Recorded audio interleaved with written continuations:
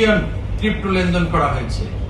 এ বিষয়ে ওকেএক্স এক্সচেঞ্জের লিগ্যাল টিমের সঙ্গে যোগাযোগ করা হলে তারা আমাদেরকে আইনানুগ প্রক্রিয়ার মাধ্যমে উক্ত অর্থ ফেরত প্রদানে আগ্রহ প্রকাশ করেন।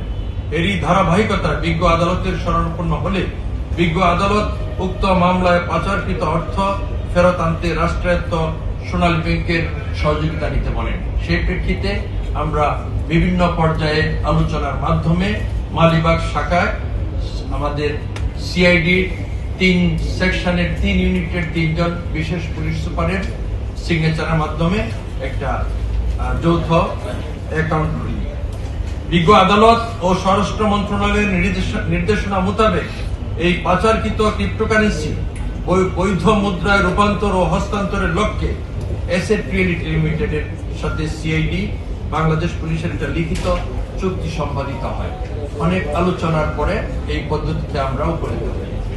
চুক্তি মোতাবেক অ্যাসেট রিয়েলিটি লিমিটেড পাচারকৃত ক্রিপ্টোকারেন্সি ডলারের রূপান্তর পূর্বক 3,62,997 ইউএস ডলার, যা চলতি রেট অনুযায়ী 44,14,62,303 টাকা সোনালী ব্যাংক পিএলসি মালিবাগ শাখায় সিআইডি বাংলাদেশ পুলিশের এই অ্যাকাউন্টে গত 25/3/2026 তারিখে তারা প্রেরণ করে।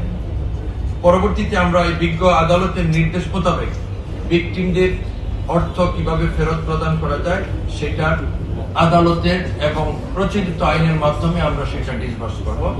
এইভাবে এমটিএফ পঞ্জি স্কিম সংক্রান্ত প্রতারিত অর্থে আমরা তদন্তে যেটা পাবো, পরবর্তীতে বাকি অংশ যদি শনাক্ত করতে পারি তাও দেশে আনার প্রয়োজনীয় ব্যবস্থা গ্রহণ করব। আমাদের জানা মতে আমাদের সিপিসির এই প্রথম সিআইডির একটা বড় অঙ্কের টাকা আনার এটা উদাহরণ।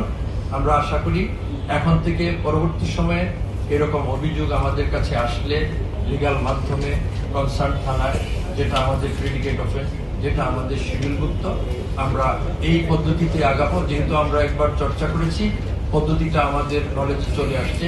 আশা করি আমরা পাচারকৃত অর্থ আস্তে আস্তে আরো অনেকাংশে দেশে ফেরত আনতে পারবো।